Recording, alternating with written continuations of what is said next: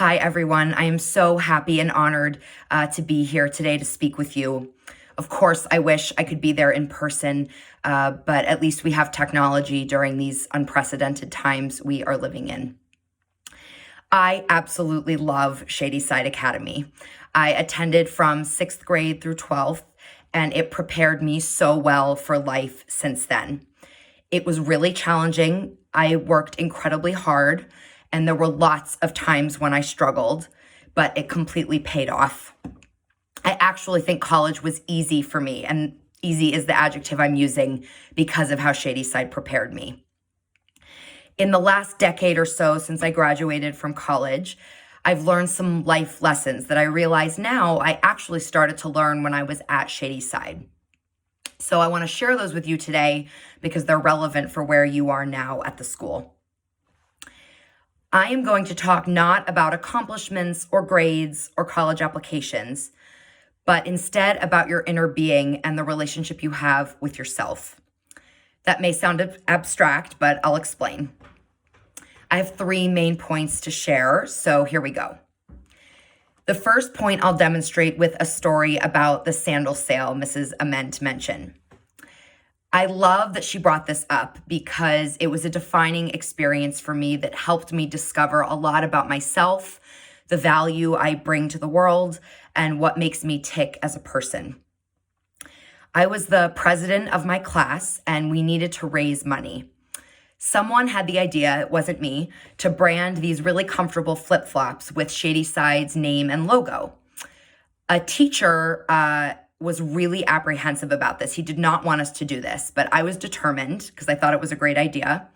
So I got a loan from a few parents and forged ahead anyway. It ended up being an amazing project for our class, not only because it had a successful financial result, but more so because it brought us together.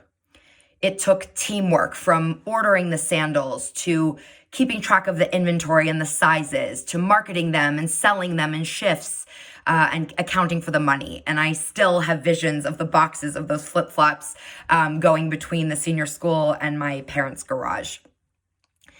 There were many moments during this experience that sparked bliss in me and made me feel valuable as a person.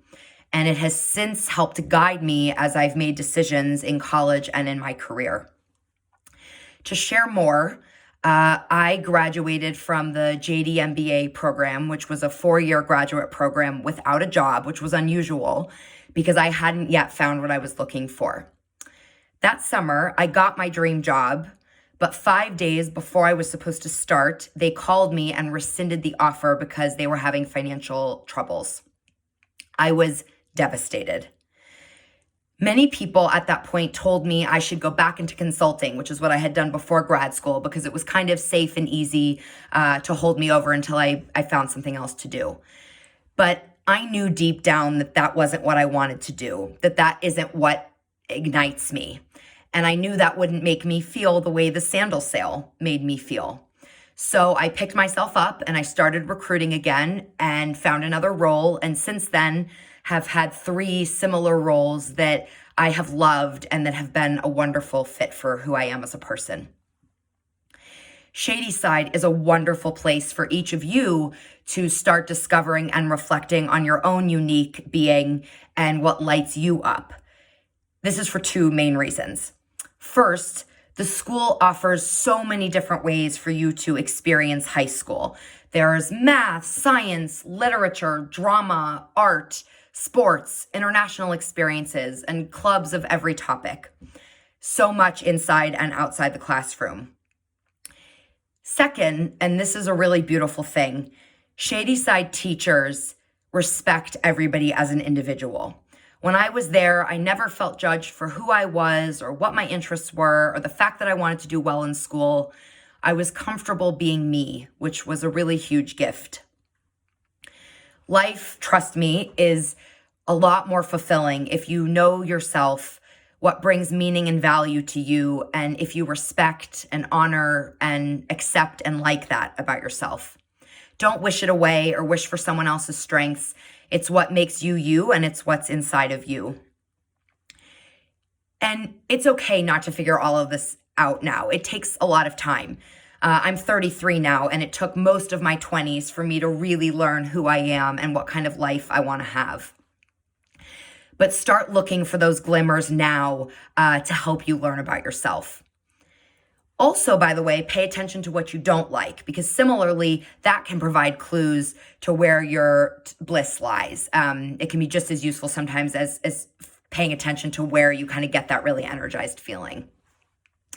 Again, I really recommend that you start this process now at Shady Side and continue it through college if you choose to go, and through your early jobs. Then you can tailor your career accordingly, and you're more likely to be successful because you'll be in roles that really emphasize your strengths.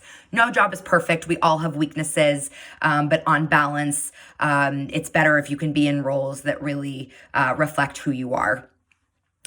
Even more important than that, it means you'll live a happier and more fulfilled life, because you'll respect and be grateful for what you bring to the world, because everybody has something to bring. No one can tell you the answer to this, not your parents or your friends or your teachers. They can certainly help, but you have to just experience life and put yourself in different situations and really pay attention to your own inner voice. Also, whatever your inner voice is telling you is valid. Don't edit it or ignore it, and don't let anyone pressure you into being something or someone who you're not. Now, looking back, the sandal sale makes complete and total sense. I have days at work now in my current job that remind me of the sandal sale, and I realize, the core of who I am is no different all these years later. I have a few more Shady Side anecdotes to illustrate my second point. Some of you may remember Mr. and Mrs. McCarthy. They retired a few years ago. Mrs. McCarthy was my history teacher, and Mr. McCarthy was my math teacher. So Mr. McCarthy taught me BC Calc. And I used to leave class feeling insecure that I didn't totally understand the material. And I decided that I need more help to make sure that I actually did well. I learned when Mr. McCarthy's free lunch periods were. Luckily, they were the same 2 lunch periods I had, and visited him in the math office on the 2nd floor to work through problems during almost all of those lunch periods. Poor Mr. McCarthy, I don't think that man ate lunch by himself for the better part of a year, but he never turned me down, and he gave me so many opportunities to improve. Mr. Murphy isn't at the school anymore, but he taught me English. I used to work for days and nights on his essay assignments. I stayed up really late, rewriting and editing like crazy, and I remember it like it was yesterday. I managed to perform well, but even on the essays that got good grades, there were always red marks and comments. I could have been annoyed by that, and frankly, I probably was for a couple of minutes, but I instead used that feedback as an opportunity to get better. And to this day, when I edit the many emails I send every day and the PowerPoint decks I have to make, I remember Mr. Murphy and think about what he taught me, and I cut out the unnecessary words. The lesson I learned from these situations was to strive for excellence and to be coachable. No matter what the class is or what job you have, whether you like it or you don't, go above and beyond to try to be as excellent as you can. And take feedback, especially negative feedback, as an opportunity. It means you have a chance to get better, which we all need, everybody. Even the most successful people on earth have lots of areas for development. And Shady Side is really special in that the teachers are generously there to support you kind of endlessly. You won't have that all through your life. And so I encourage you to leverage those resources now to learn and improve as much as you can. I am now in a position where I am hiring people, a lot of young people coming out of college. I'm leading a team and evaluating people. And those who have really high standards and constantly try to improve and are coachable are the ones that are hired and promoted. The final point I want to make is about what I think it means to be a leader. In high school, especially early on, I didn't think of myself as a leader. I used to believe that leaders had some special ability and that they were really different from everybody else. But I've come to realize that's not true. To me, being a leader isn't at all about having a fancy title. It's about having the courage and maturity to do something different and often harder than the herd, than what everyone else is doing around you. And you have opportunities to do this every single day. A leader practices kindness towards everyone. They listen to everyone's different points of view. They respect people for what they can bring to the table, and they inspire others to act. These are things we can all do. I think it's just the leaders who are the ones who are more in touch with these feelings and really high standards. Like my Shady Side teachers who modeled these behaviors for my classmates and me when I was at the school.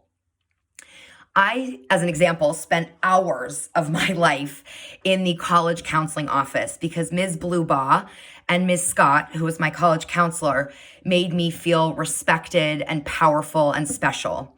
Ms. Scott, I'm happy to say, is still a close friend of mine to this day.